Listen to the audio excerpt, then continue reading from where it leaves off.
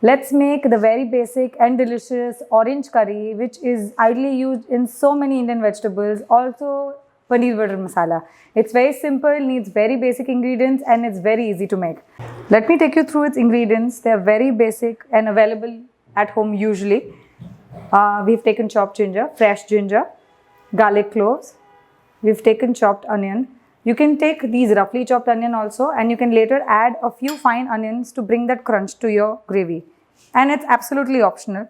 We've taken chopped tomatoes, dry spices, cashew, milk, basic spices like red chili powder, turmeric powder, cumin seeds, a little bit of garam masala. And let's start. I'm taking approximately 10 cashews and soaking them in milk. You can take cashew pieces, you can take whole cashews, you can take warm milk, you can take room temperature milk. And set this aside till your cashews become soft. Leave it aside for a good hour. We do this thing for so many gravies because it provides great body and creaminess to your curries and also richness. In a pan, I'm going to use a mixture of oil and ghee to prepare this vegetable. You can absolutely use only ghee if you want, but this mixture helps you to get a good viscosity here.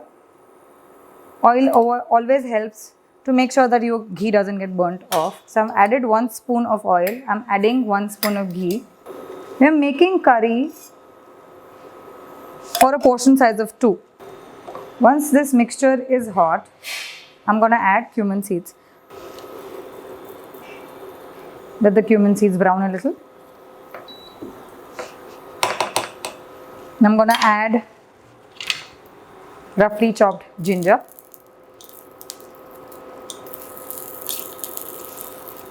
Roughly chopped garlic. I've taken 3 cloves of garlic. If you like your vegetables more garlicky, you can add more garlic. Why I'm roughly chopping everything and I've not made a paste, because everything here, whatever that we're cooking in the pan is going to go straight in the blender. So I'm saving a lot of steps here. I'm not making any pastes. We are going to make one curry only. I'm showing you shortcuts.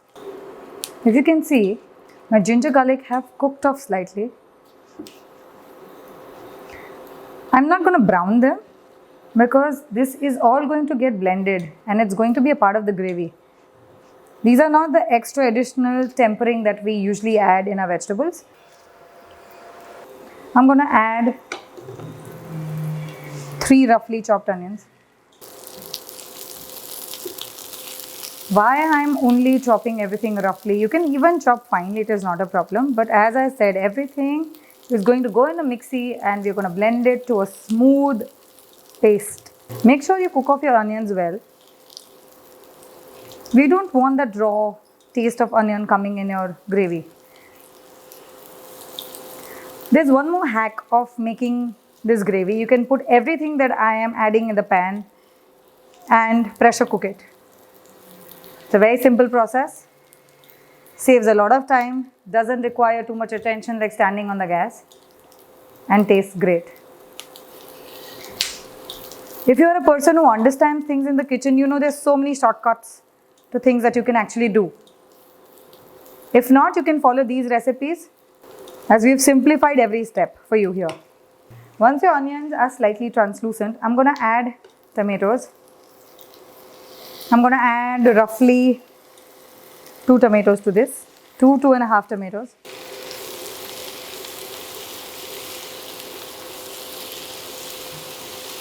I have finely chopped the tomatoes here. You can use roughly chopped tomatoes also. It is absolutely fine. Once the tomatoes are added, the benefit that you have here is that you do not have to keep stirring because tomatoes have so much water that it will never let anything that is in your pan burn that fast. I'm going to add my dry spices. Turmeric powder. I've taken a 1/4 spoon of turmeric powder. A spoon of red chili powder. Always and always remember that chili powder is your choice. You can add as much hot or heat you want in your food. I'm adding 1/4 spoon of roasted cumin powder, half a spoon of coriander seed powder, and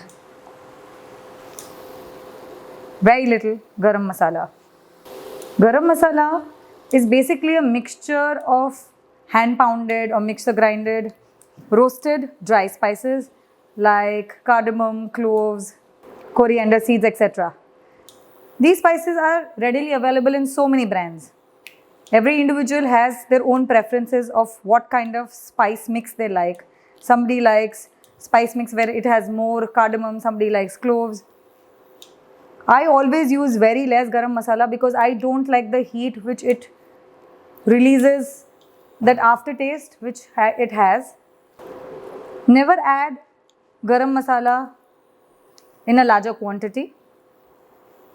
Smaller portion of garam masala will also do a great job. Its job is to provide flavor and aroma. Now let it sit and let your tomatoes and onion cook off for another 5 minutes. My tomatoes have cooked off nicely. You can do a similar thing for your onion gravy also. Just the ratio of tomatoes to onions, like take less tomatoes, take more onions, then it will become your brown gravy. I'm adding salt here. Salt is always to taste. There is no fixed measurement of salt. If you are a person who doesn't understand much cooking, never worry. You can always start by putting less salt and then keep tasting and increasing your salt. Again, and there are different types of salt. Normal salt will be less salty. Sometimes if you use rock salt, it is slightly more saltier. Our tomatoes and onion have cooked off. I'm going to shut the gas. Our cashews have been soaked in milk and it's almost been sitting for an hour now. What I am doing here is I'm grinding everything together for you to find a shorter method of doing this thing. I'm going to add my cashews and milk at the bottom. And I'm going to add my cooked off tomato, onion, garlic and ginger on top.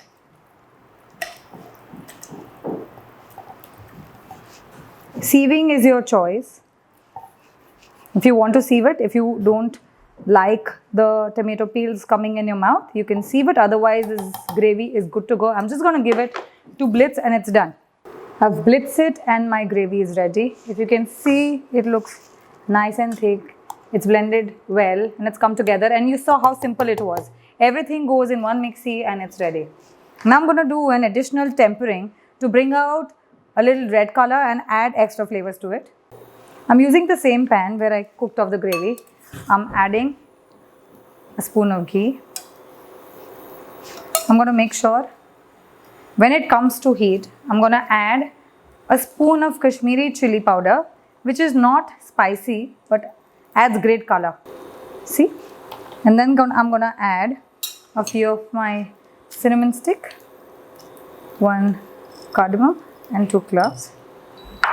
Make sure that you do this step quickly not to burn off your chili powder. Add your gravy. And now mix that extra additional tempering that we've done.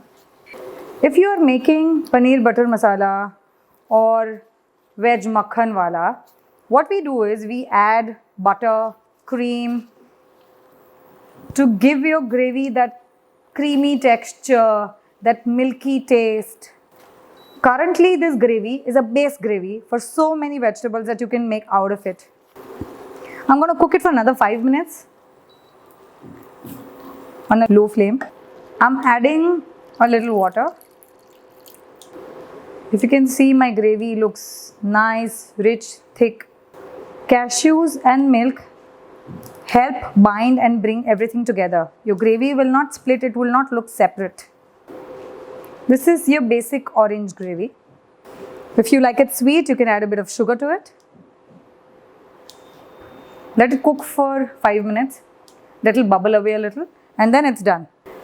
There's so many variants and versions of making this orange gravy. While we puree everything in the beginning, we use a puree of onion, we puree the tomatoes. So we blitz and grind everything beforehand and then we cook it off. What I have done here is cook off everything in one pan and then just blitz it in one grinder. It's simpler, easier and it tastes the same. One pro tip that I can give you for any of these Indian curries which have garam masalas and these whole spices is let it sit for a while. it tastes better when it has sat for 2-3 hours.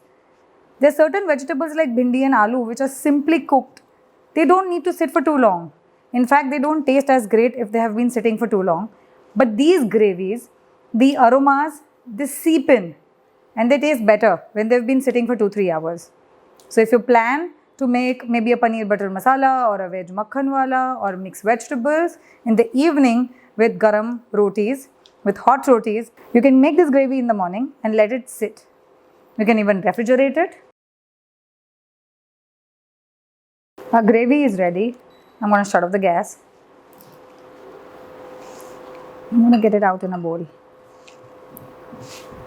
If you are one of those working humans, you can keep this gravy refrigerated, you can deep freeze it and then simply use it on time to time whenever you need. You can add mixed veggies, you can add paneer, you can add your marinated chicken to it, cook it for a while and it's ready to go. You can add prawns. This gravy can be a base for many things. And it's done. If Indian dishes are known for something, they're usually known as paneer butter masala or veg makhan wala. This red gravy is a base for so many delicious gravy vegetables which are usually used or ate with naan, roti, chapati, even sometimes with rice. It is not that difficult to make it at home as we sometimes feel and get overwhelmed when we eat things in the restaurant. It's simple to make and as you saw, takes very less time too.